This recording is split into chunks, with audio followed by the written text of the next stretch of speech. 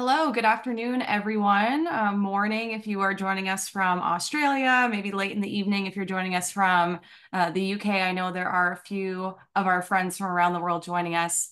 If you would like to drop in the chat where you're joining us from, we always love to see that, and we'll give it a couple minutes while people trickle in, and then we will jump right in.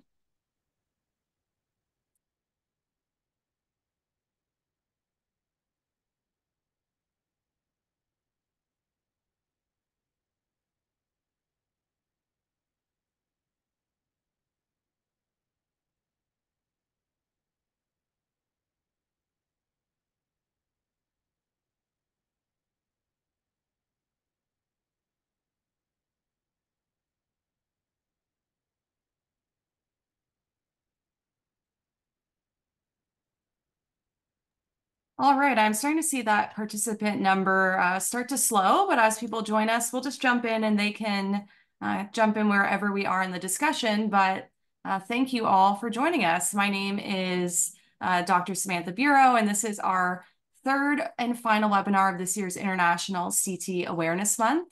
And I am our Director of International Programs. If you've been here for the other webinars, you should recognize me. I've been running these for us this year. Our vision at CLF is concussion safety without compromise in a world without chronic traumatic encephalopathy, or CTE.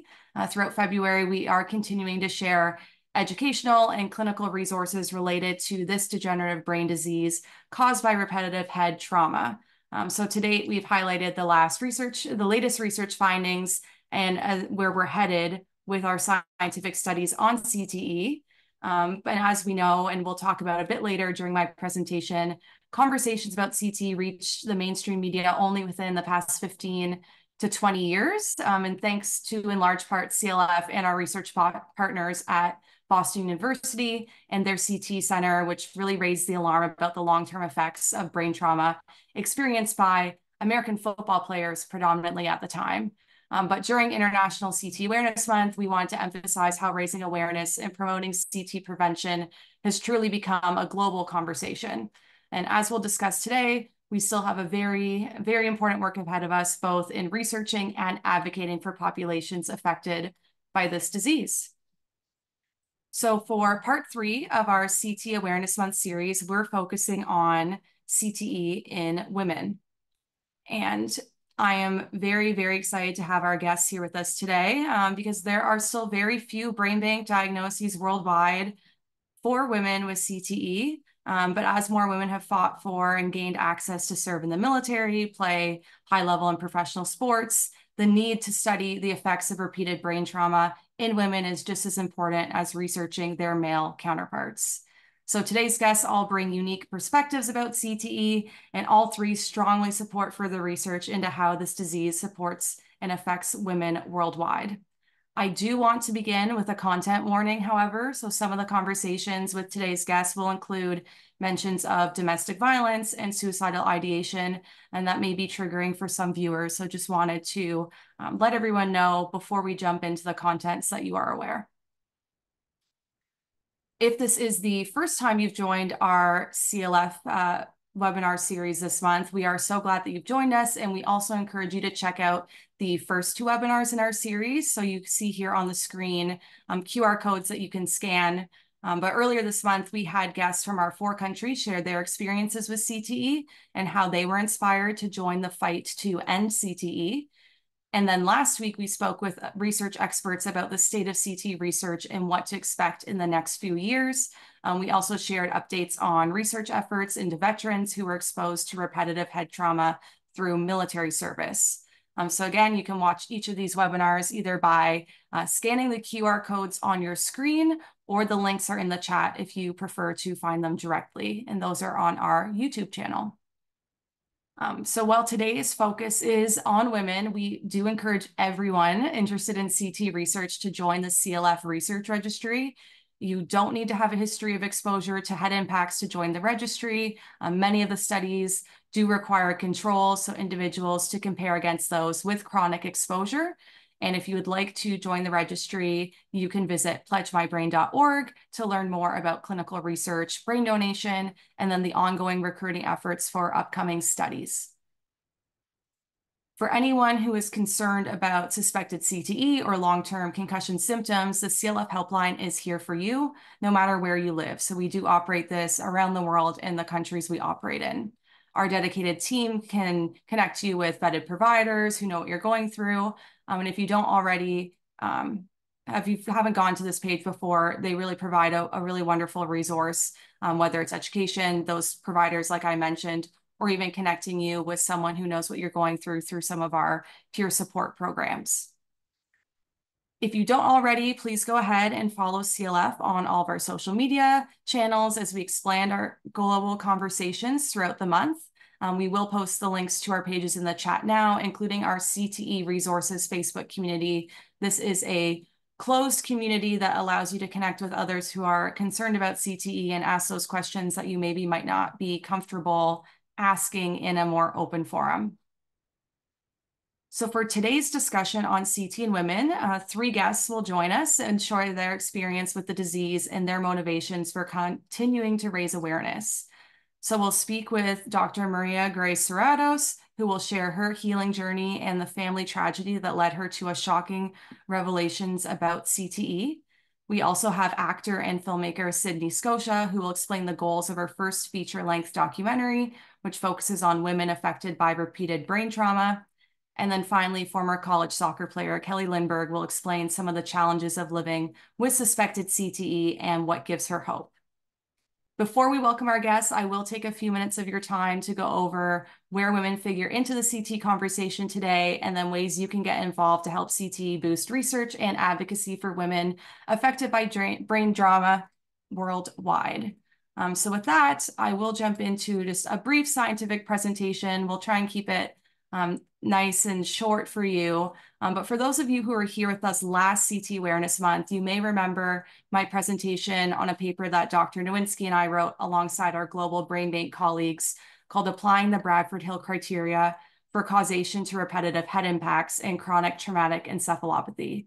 So although we wrote this paper in 2022, with the movement we saw in CTE research last year in 2023, I did think this would be a good place for us to lay a foundation for our discussion today. But before we begin our discussion on CTE causation, particularly as it relates to emerging evidence on CTE in women, I thought it was important to first go through the evolving discussion on CTE. So while CTE has been more widely publicized in the recent decades, like I mentioned earlier, we do know that CTE has been referenced in the literature for nearly 100 years. This discussion really began with Dr. Harrison Martland, who proposed punch-drunk syndrome in 1928 after observing boxers, which is a syndrome that we now know as CTE. Then in 1954, punch-drunk actually made an appearance on the big screen when Marlon Brando portrayed a punch-drunk boxer in the film On the Waterfront, winning numerous Academy Awards. In 1973, there was then a case reports on 15 retired boxers, and that was published and at the time represented the largest CT case series before 2013. So quite a lag there between that research and then the more emerging research we now reference today. And what's very interesting, at least to me, is that although we were talking about CT causation today, which seems like really all the time we're talking about this issue around causation, in 1995, there was actually a review published stating that it was widely accepted that repeated impacts suffered by boxers cause punch drunk. So you think about now, 2023, we're still having this debate, but in 1995, someone published a review saying that was already widely accepted that this was a causal relationship. But as you'll see as we move forward in the timeline, there is a reason behind that. And you may remember in the mid-2000s to early 2010s when CT became much more prominent, especially in the media, with the diagnoses of former NFL, NHL, NCAA athletes, which did spark a broader conversation. But with that came a lot more controversy on the cause. And shortly after these diagnoses, the Concussion and Sport Group formally denied a causal link between repetitive head impacts and CTE.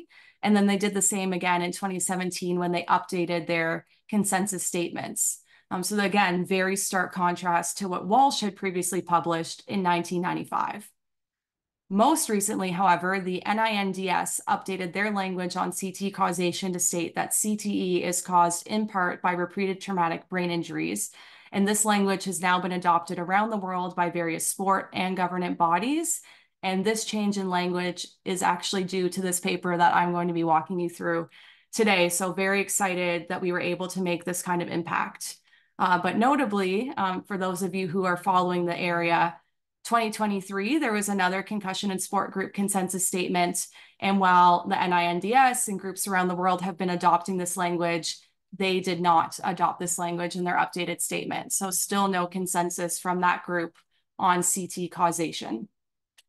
And then finally, what we are here to talk about today is in 2023, we did see the first reported cases of CTE in female athletes and the first public case of CTE linked to domestic violence. So now that we are all, well-versed on the changing conversation on CTE causation, let's explore what accepting causation means and how we can actually come to these conclusions. So while there are many methods to evaluate research on causation, for our paper, we chose to use the Bradford-Hill criteria to evaluate the evidence because this framework was specifically designed to explore relationships when the causal factor in question is an environmental factor. So in our case, we're looking at repetitive brain trauma, and that would be an environmental factor. Again, this is by no means the only way to evaluate causation, but based on the evidence that we had to evaluate, this framework was the most appropriate. And, to leave time for our other amazing guests, I'm not going to review the other methods we could have used in detail or go into a lot of detail in this paper, but there is a link in the chat if you want to read the paper in full. We tried to write it in a way that was, easily digested by most people as opposed to using a lot of scientific jargon. So if that's something you're interested in, I do encourage you to read that.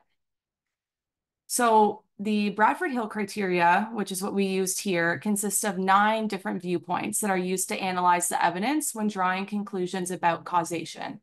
So for the sake of brevity, I'm only going to go into a couple of these in my discussion, particularly the 2 that are most relevant for the discussion around CT in women. But we did find compelling evidence to support causation across all 9 of these viewpoints. Again, if you want to learn more, you can read the paper to see what we found. But the first point I want to discuss is consistency. So very simply put, the goal of this criterion is to evaluate if CT has been repeatedly observed by different persons in different places, circumstances, and times. So of course, the answer to all those questions is a resounding yes. And as you can see here on the screen, CT has been found in a variety of individuals who've played different sports and have different exposures. And then to prime you for where a conversation is going, I want you to take special note of CT diagnosed in Australian rules football, soccer, and in individuals who've experienced domestic and interpersonal violence. And this really leads me to our main discussion around CT in women. So beginning with an exploration of what sex differences can tell us about CTE. So when we were reviewing the literature for this paper, remember this was before there were any public cases of CTE in female athletes.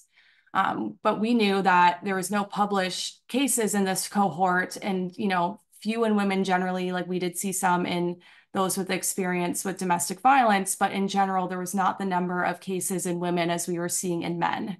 But we didn't take that to be a negative piece of evidence for our argument. We actually felt that that was supportive of our argument of CT causation. And today, that's what I'm going to be walking you through.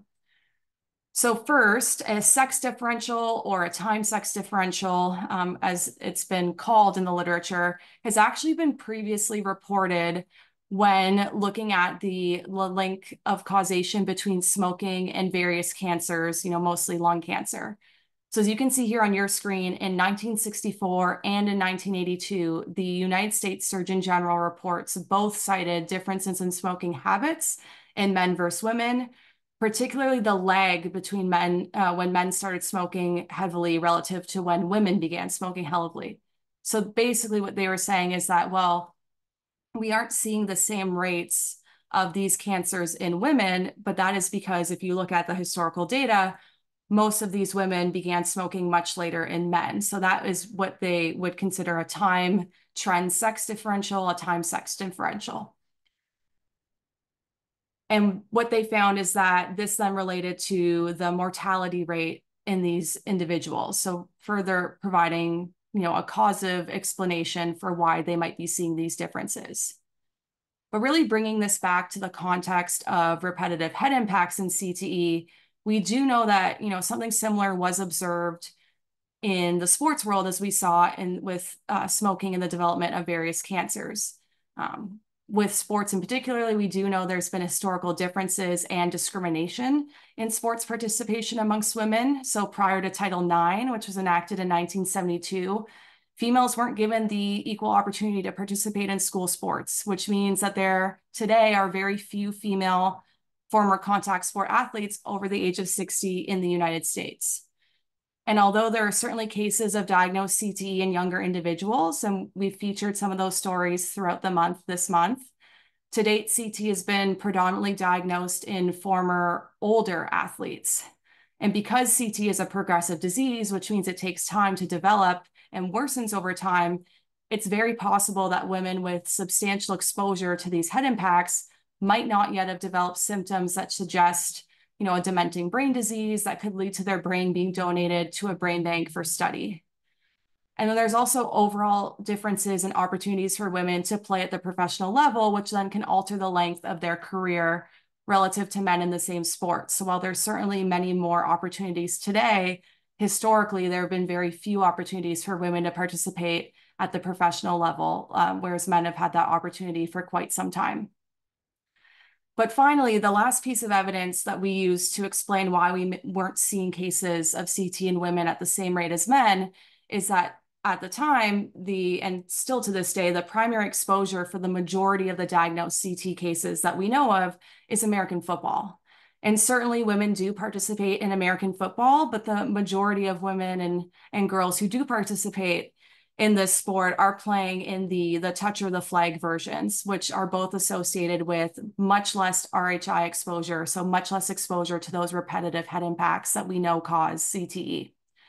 So as our research teams continue to advance our knowledge and awareness, particularly around CT in sports, we would anticipate to start seeing more cases of CT in women, particularly in female athletes.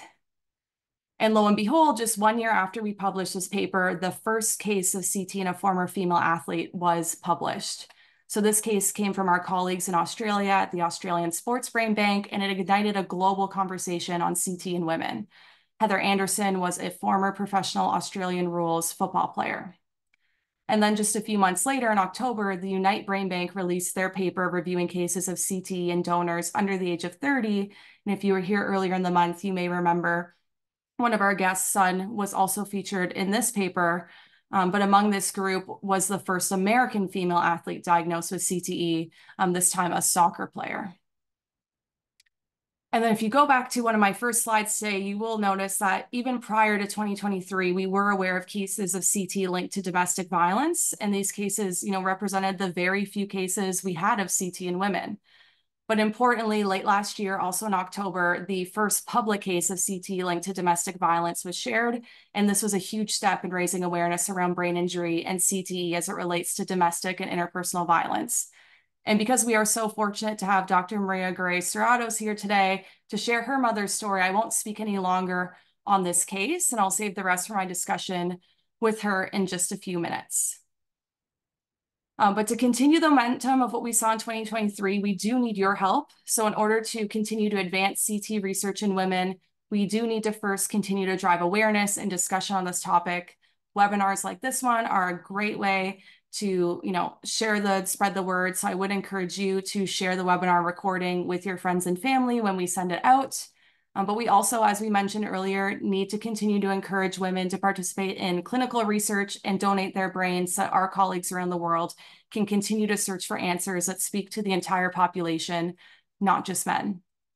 Regardless of your exposure history, again, I would encourage you to sign up because we do need varying levels of participation for different studies, and we are starting to see a much greater diversity in the research that is offered around the world, and they need different people to participate. And then finally, you can join the Race 10 CT. It is a great way to raise awareness in your community and raise funds so we can continue to support research in women. So if this is something you are interested in learning more about or participating in, please reach out to our team here at CLF and we'd be happy to get you started. But with that, I would like to transition to the next portion of our webinar, where I'm very fortunate to be able to interview 3 incredible women today. So joining us from Southern California is Dr. Maria Garay-Serratos. She has a PhD in social work and is the founder and CEO of the Panfila Domestic Violence Hope Foundation. Growing up, she witnessed her mother, Maria Panfila, suffer decades of physical abuse from her husband. And when her mother passed away at age 69, Dr. Garay-Serratos donated her brain for CT research.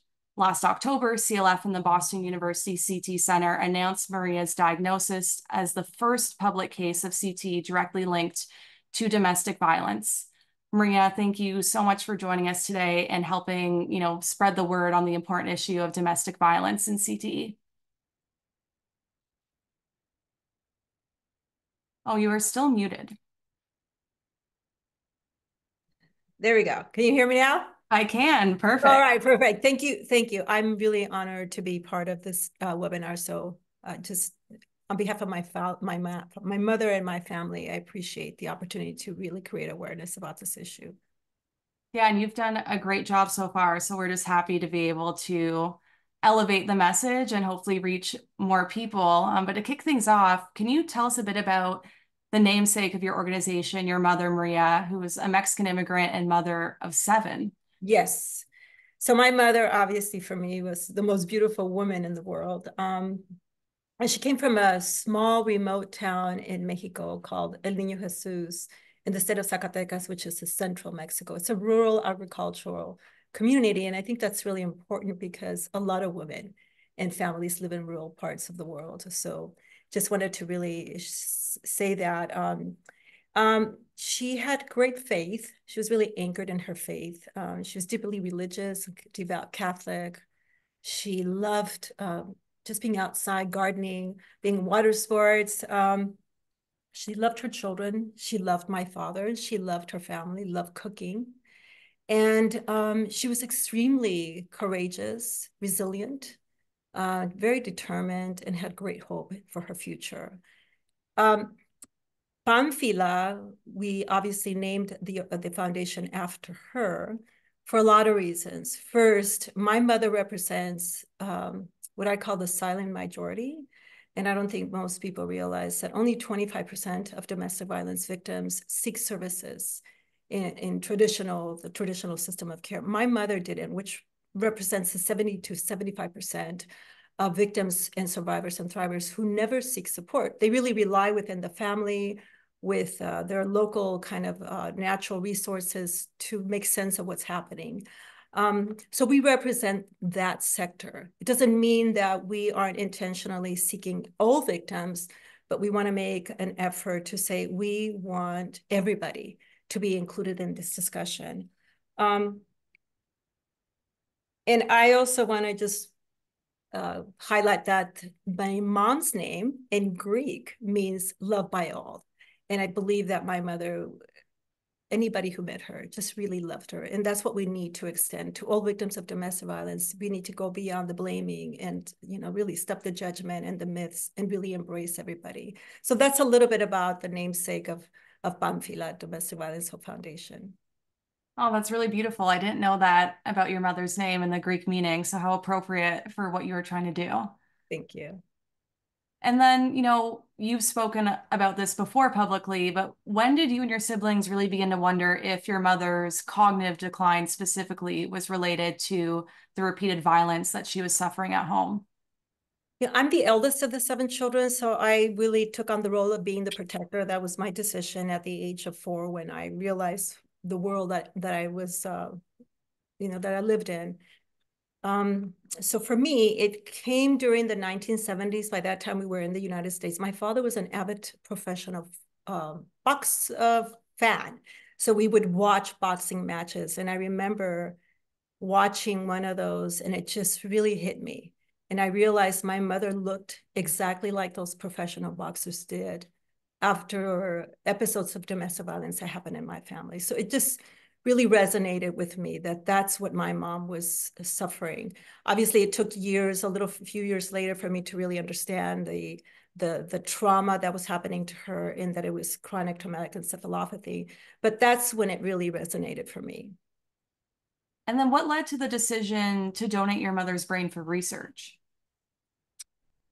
You know, at a very personal level, it was a really difficult decision, especially in a Mexican family, immigrant family, that really, in some parts of Mexico, you really don't, disturb the body. So it was a difficult one, especially with 7 siblings, But I had dual power of attorney over my mom, and my siblings really trusted me with what I wanted to do. Some of them didn't want to know, but I wanted to know.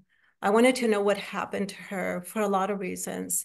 I wanted to know what that meant for me and my siblings, because domestic violence also entails children. That's why I use domestic violence and not intimate partner violence. It really doesn't allow my voice to come out, and my 6 siblings.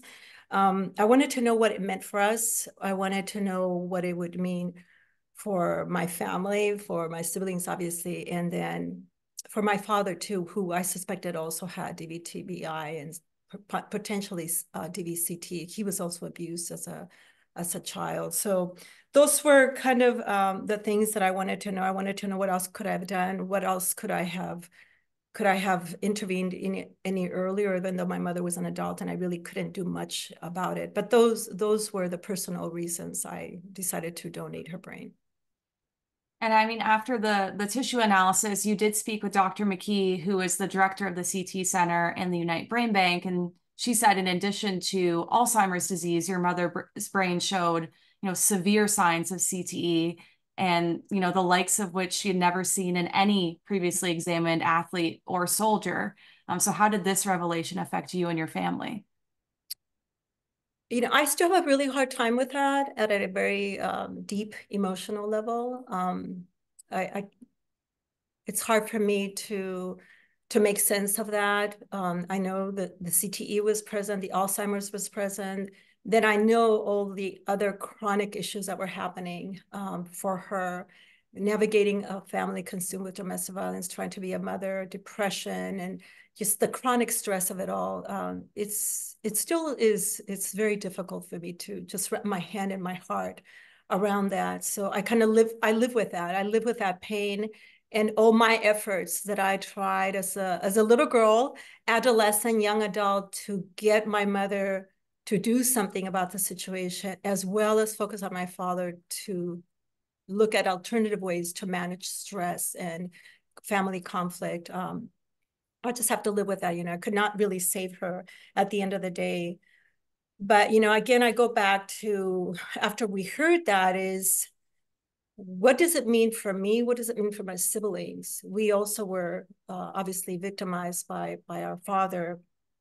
Uh, and I wonder a lot, what role does DVCTE, specifically its symptomatologies, really play in the cycles of domestic violence and generations of domestic violence? And I believe that it's not being really factored in the entire domestic violence field, not just here in this country, but all over the world. So that's, another critical issue that happened for me. I have a daughter. I have a 13-year-old little girl, and I am determined for her not to have ever the experience I have had, but also not to have her be involved in those kinds of situations. So whatever I can do for my daughter, my nieces and my nephews, I will do. And then I also happen to be in the social services field. So I have firsthand knowledge of what we're doing with that issue in this country. And I want to really advocate for the current system of care to modify the methods by which it is really assessing victims of domestic violence, survivors and thrivers of domestic violence, for traumatic brain injury, and the much more difficult one to really look at, which is the subconcussion. So that's kind of what I was left with after I found this really profound information from Dr. Amaki, which I'm forever grateful to her for sharing that with me. And you're such a passionate advocate despite how, difficult this conversation is. You're doing an incredible job sharing your story. And, I can only imagine that for those impacted by domestic violence, it is, difficult to discuss, difficult to process. There's a lot of layers that go into that. So what inspired you to go public with your family's story, and what would you like our viewers to know about the mission going forward? Well, first of all, thank you for acknowledging that. I believe that not every victim, survivor, or thriver of domestic violence can go public with their story, even though they may want to. There's just a lot of factors to consider. So I really appreciate you acknowledging that and showing that compassion and that deeper understanding of this issue. It was a very difficult decision for me, and really revealing a very private aspect of my life, and not really just outing myself, but outing my siblings to a large extent has been really difficult. And I'm, still trying to come to terms with that. But I am very blessed to have really a strong support system, not just professionally, but emotionally, and in my informal support system, just very, very wonderful. And it made it a lot easier for me to make that decision to come forward. At the end of the day, Samantha, I just don't want another family to endure what my family went through to get my mom help. And it was excruciatingly difficult. We didn't just find barriers within my family. I mean, we are an immigrant family, so we had a lot of intersectionality issues and social injustice issues that really kept us isolated. But then once I had my mom with me, excuse me, I could not get the healthcare system to listen to me about the head trauma. They just completely ignored it and just said, you all have Alzheimer's, you're all at risk for Alzheimer's, and this is what you all need to do. It was almost like speaking to a wall. Her symptoms didn't match Alzheimer's completely. Her symptoms just were just explained by Alzheimer's. Then once I donated her brain, it took me 3.5 years to find conclusive answers and 4 neuropathology exams to get conclusive results. That was an insurmountable kind of barriers that I don't think any other family should face. So that's a really critical reason why I decided to go public. Also, my career and my professional life kind of merged. I have been in the social services field as an executive for over 25 years and really managing a lot of nonprofit services in different kinds of issues: domestic violence, substance abuse, mental health, HIV and AIDS when it first came out, the first pandemic we had, and other issues. And what I've noticed consistently in the system of care, including the first responders and the healthcare system, is that we are not routinely diagnosing for traumatic brain injury and then getting really into, does this person potentially have CTE? Is specifically in the domestic violence field, which only serves 25% of the population that's impacted by it. Just the way it's set up with regulations and funding, they only have about 90 to 120 days to stay in shelter.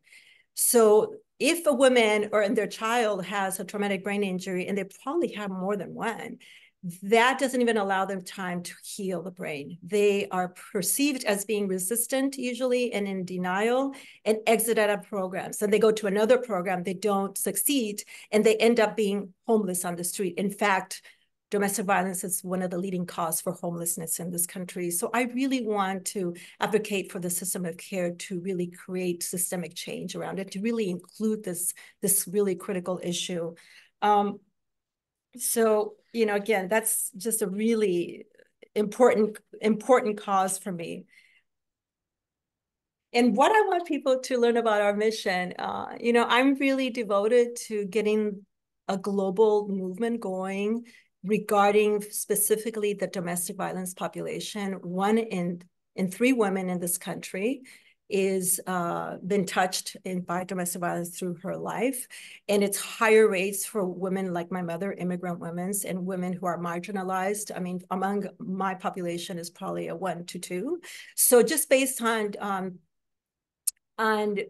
the statistics that we know for domestic violence and prevalence rates, we all know somebody who's impacted by domestic violence. So I want to get the word out for everybody to really just learn about this issue. We need to have more, I'd like to see more flyers everywhere we go, like PSAs everywhere, like in the clinics. I worked in county hospitals, and they're going through videos, and those videos should be about what are the long-term and immediate-term consequences of having head injury to you if you're a domestic violence victim, and then what can you do, to links to where you can get support and help. If you are in this audience somebody who knows somebody who has experienced head trauma because of domestic violence, or somebody, or you yourself have been a victim, I really urge you to get help. You don't have to disclose that you have a history of domestic violence, but I urge you to really get help. You can go to, obviously, our website, which is pamphila.org, but you can also go to the CTE Center at Boston University. Obviously, Concussion Legacy Foundation has an immense amount of resources, so please just seek help. It's really, really important. I would encourage you to please donate your brain, and it's really made easy by CLF and Pamphila and the Boston CTE Center. That's really, I think they do a good job of educating the community of how to do it and make it pretty simple. So just encouraging people to talk about this issue, let's get past the myths, get past the anger, and have a deeper and more meaningful conversation about what it is, about what domestic violence is. And the fact that I was able to do that, we really got into the issue of head trauma and what happened, experience of head trauma in domestic violence situations. And I think we have this case with my mother that I believe has sparked a lot of discussion around this issue. So again, Samantha, thank you so much for having me here. I hope I answered the questions you posed. Yes, it was so wonderful. Thank you, Maria. We're so grateful for you, for your passionate activism in your mother's honor and the honor of the millions of people worldwide impacted by TBI and CT from domestic violence. So we're really looking forward to continuing to work with you and elevate this issue and make sure that everyone is aware of what is possible and going on. And we did drop the link in the chat for your work and your foundation. So if anyone is interested in learning more, please click the link, and there's a lot of valuable information. So thank you so much for being here. Thank you. Thank you. And your mother's story is included alongside the voices of many domestic violence survivors in the documentary film This Hits Home. So we're very excited to have Sydney Scotia, who is the director of that film, and she will join us in a moment. She is an actor and director, and one of her passion projects, years in the making, was her directorial debut, the documentary This Hits Home. So here is the film's trailer, released in 2023. People often think of it as something that happens to other people, or it happens over there. Most people know at least one person, even if they don't know it. Half of me was thinking, oh my God, is this going to be the last one? And the other half of me was thinking, I hope it is. I hope he just ends it now. I had my head slammed into walls over 70 times. From what the officer said, punched me in the face about 20 times. I almost had to have surgery. I said something he didn't like, and the next thing you know, I was covering my head up. He would drag her across the lawn. Strangled me until my eyes rolled back in my head, and the abuse would just kind of happen on a daily basis, always aimed at my head. You get hit on a regular basis, that can be the trigger for this devastating disease. There's no reason to believe that the hit that a woman takes during an episode of domestic violence is going to be any different or any less significant to her brain than the hit that a football player might experience on the field. They are having their head smashed against walls, sustaining concussions, traumatic brain injuries. I like to use the word traumatic brain injuries because I think it's really what it is. Concussion almost minimizes what it is. If a person experiences a high dose of those hits over a lifetime, some individuals develop a condition called chronic traumatic encephalopathy. It is a neurodegenerative disease that is very similar to Alzheimer's disease. Domestic violence victims can definitely develop chronic traumatic encephalopathy. I've never had a domestic violence homicide autopsy before. The level of head trauma that I documented made me think that there's a possibility that this person could have CTE. and honestly, I hope I never see a case like this ever again. Difficult thinking is probably the biggest part. It impacts all part of my day. We weren't playing in a football field. We weren't fighting a war. The battle was in my home. We need people to recognize this for the public health epidemic that it is.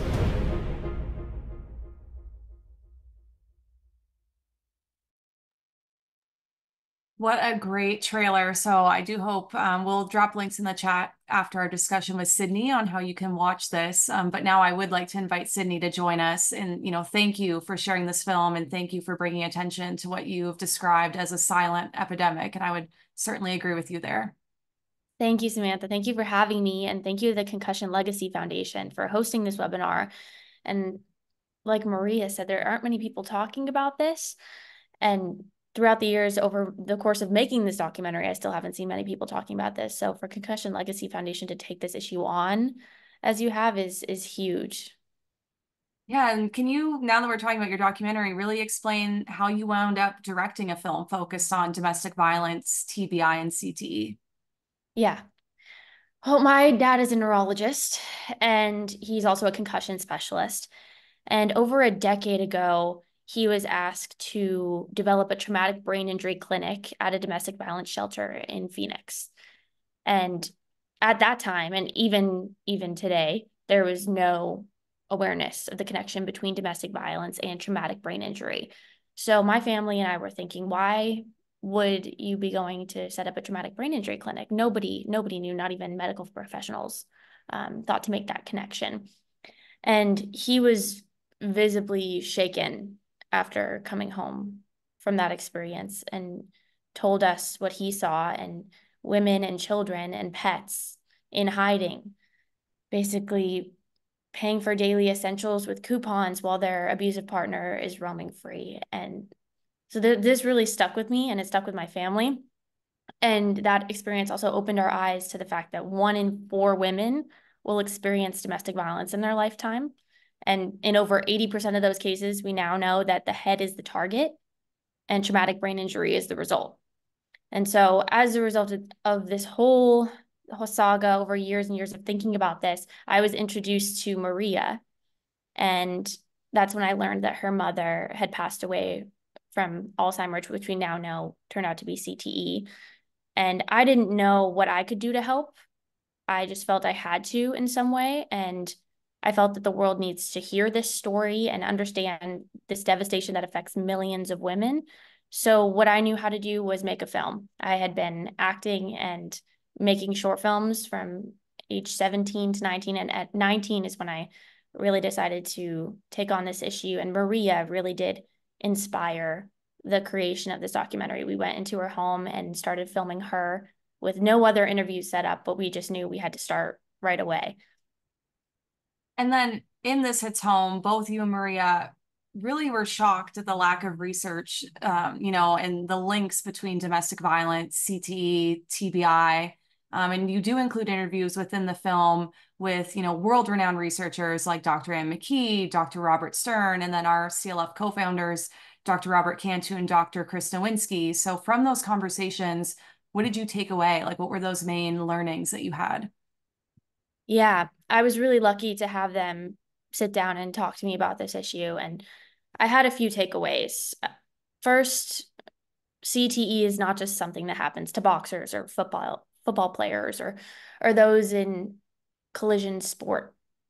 And it's not just happening to people that it could be happening to. It's happening not just over there, but here. It's happening to sisters, it's happening to daughters, it's happening to mothers, it's happened to grandmothers, granddaughters, etc.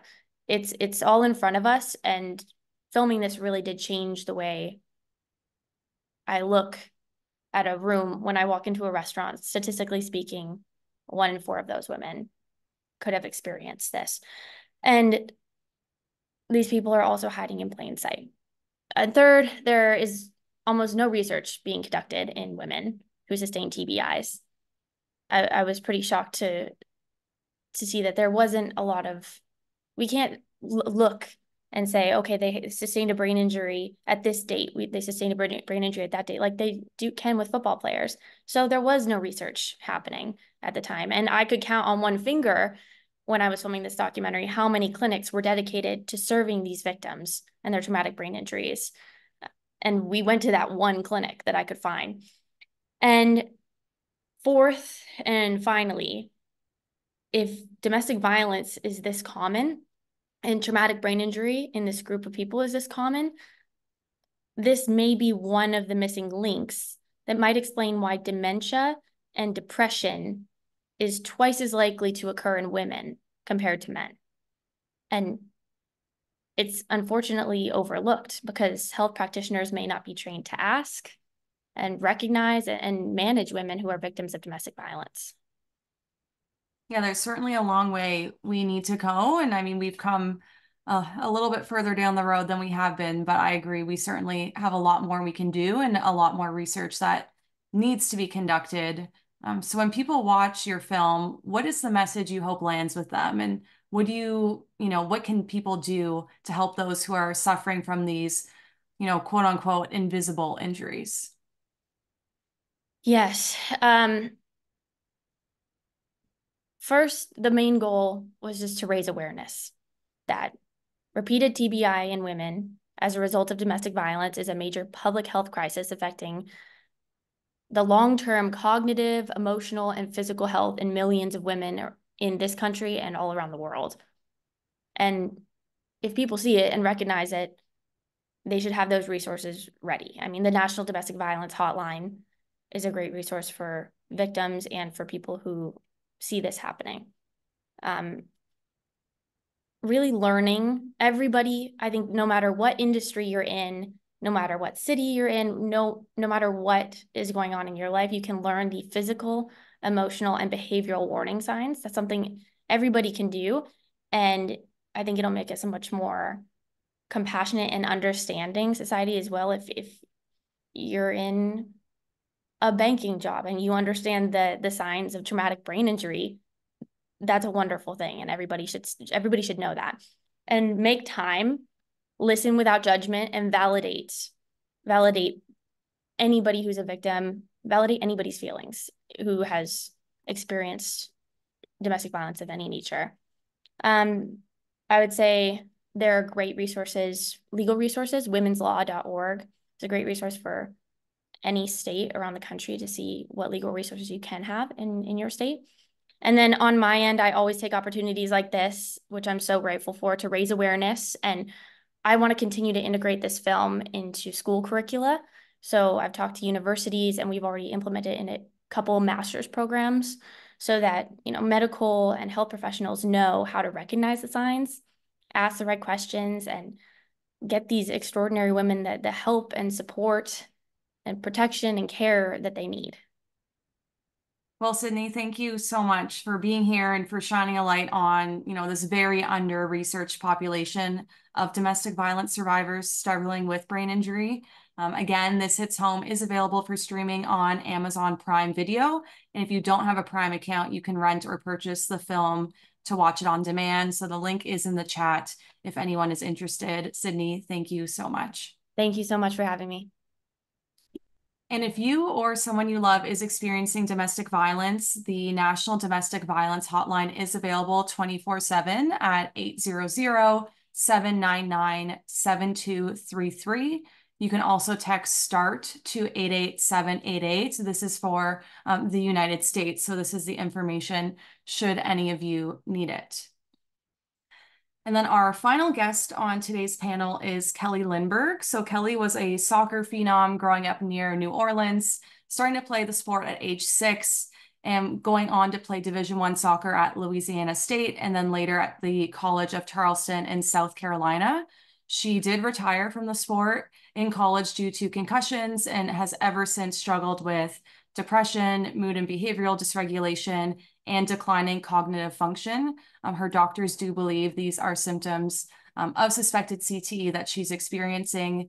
She did open up about her struggles publicly with Nashville's News Channel 5. So before we jump into our interview, here is a clip from that story. Kelly is donating her brain for research upon her death. She says she's happy to be part of advancing the science. She wishes a brain scan existed and understands some people may be skeptical about her story. Through it all, Kelly still loves the sport, though her future is unknown. What's your hope for your life 10 years from now? That I'm alive, that I do not succumb to suicide, and that the symptoms I experience now have not progressed. Her new mission in life is to spread awareness about her situation, so maybe someone else won't feel the same pain.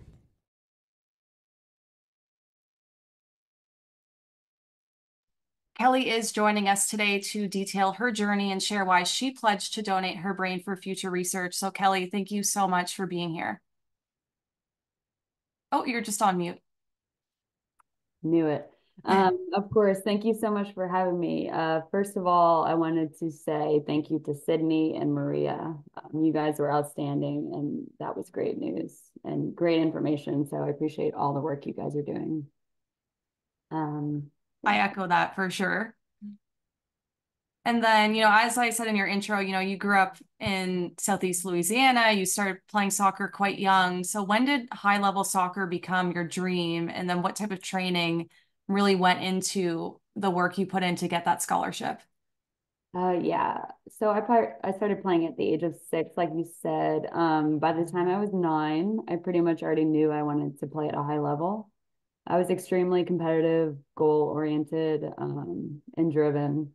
So between playing competitively for my club, my school, and in the summer with the Olympic Development Program, as well as various collegiate camps, I was involved in the sport practically year-round from age 8 to age 18.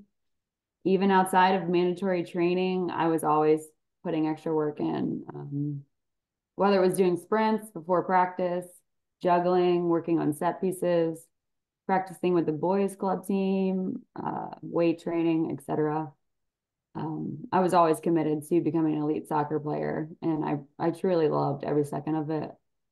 But yeah, every single aspect of my life, from nutrition to mental preparation to even journaling, was focused on soccer.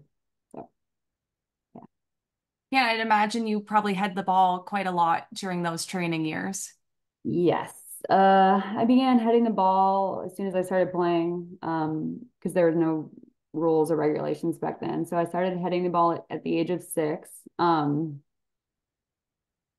I headed the ball a lot during games. I played center mid, and during practice. I wasn't the player on the team who had a lot of concussions. I'm sure everyone who played sports remembers there was always one person on the team, getting a lot of concussions, more so than other people. That wasn't me. But I did have a lot of, I was always going up for air battles, and I loved heading the ball, and I was very driven, competitive. My pain tolerance was through the roof, and I pretty much played through everything.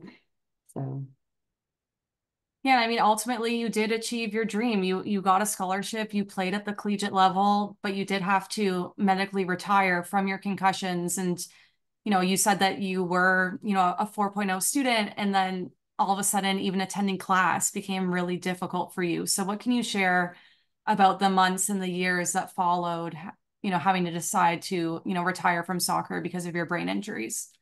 Yeah. First of all, the most severe symptom for me was the suicidal depression.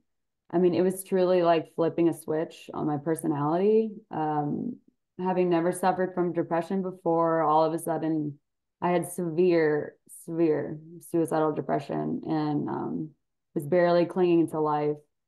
I had horrible panic attacks where my heart rate would soar. I would just start shaking, sweating, shivering, and sweating profusely. My first panic attack actually happened on the soccer field when I headed the soccer ball after playing through concussions. So I also had cognitive issues, and like you said, I was never released to play again, but I also had to drop out of school entirely. when I finally did return to school, it took me 6 years to finish my remaining 4 academic semesters. And like you mentioned, school was always easy for me prior to those concussions. I had a 4.0 GPA. I was studying biology and I was pre-med. But I had to abandon my goal of med school because I couldn't even sit through a 3-hour science lab. I was suffering physically, emotionally, and cognitively. I had vestibular migraines, vertigo, extreme sensitivity to sound, sensitivity to light, all that fun stuff.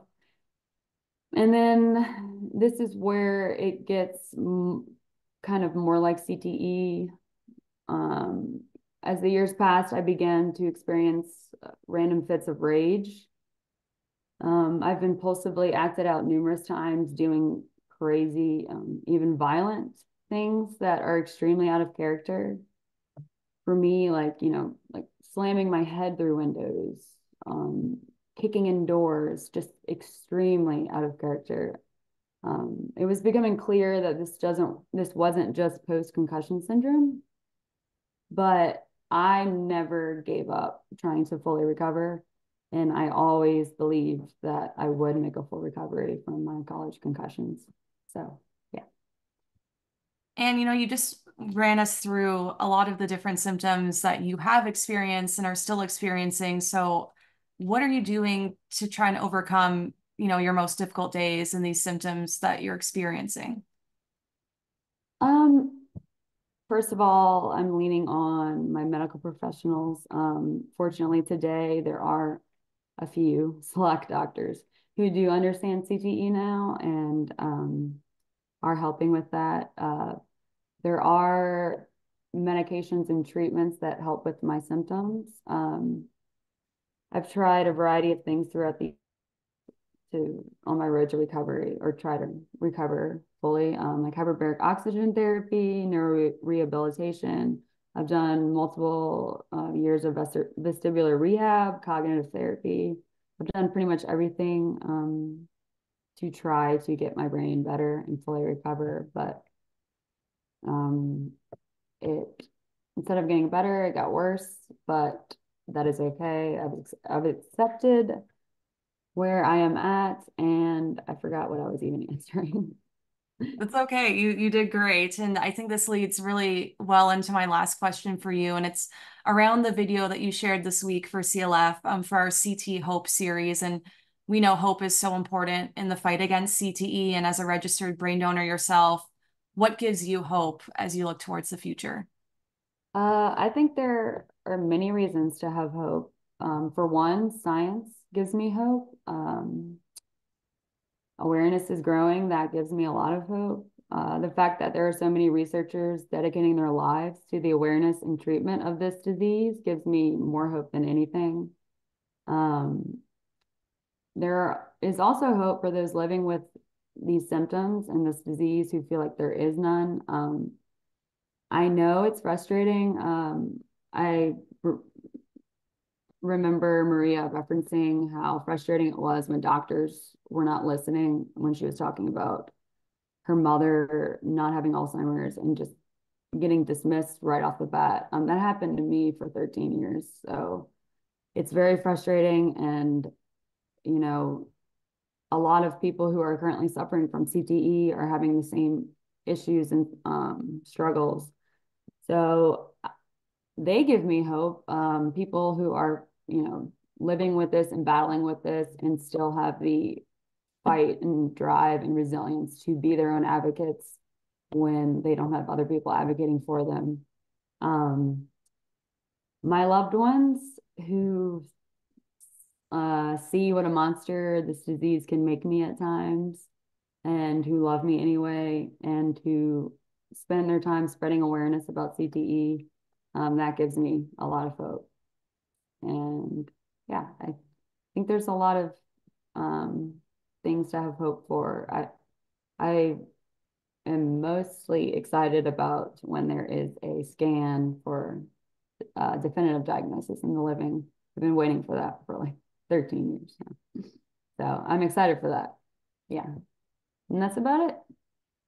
Well, thank you, Kelly. I know your journey, your story, it's going to make like a huge difference for athletes today, especially, other female athletes who are, participating in sports and maybe going through something similar to you. And we just cannot thank you enough for your willingness to share and being here today.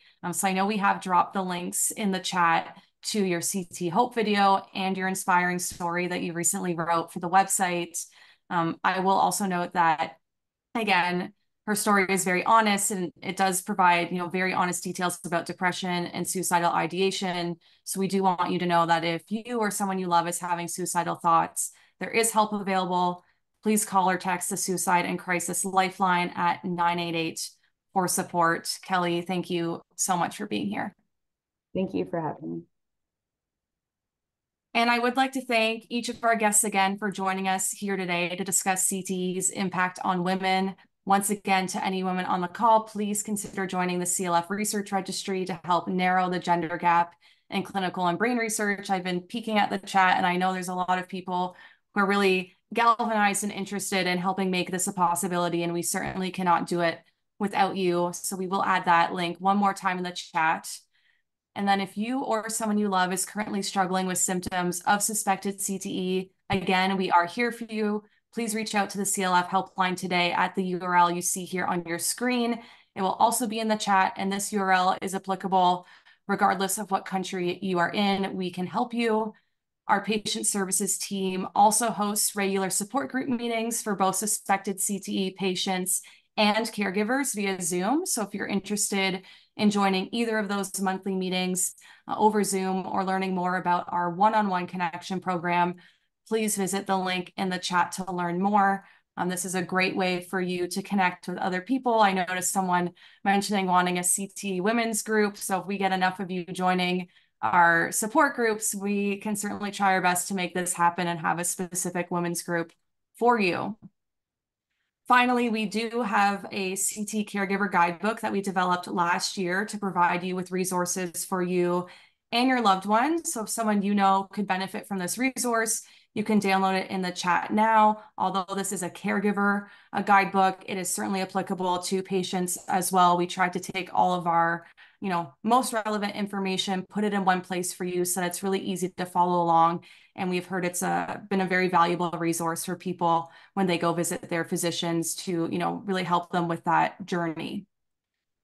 And then last, but certainly not least, the foundation is able to put on events like this for free through your support. So if you found this event helpful and want to pay it forward, you can make a donation to CLF of any amount, and it will really help us continue to create more resources for this community. So we do have a donate link in the chat right now. But wherever you're following along during CTE Awareness Month, whether it's morning, evening, afternoon, I hope you have a great rest of your day or a great evening. Thank you so much for being here.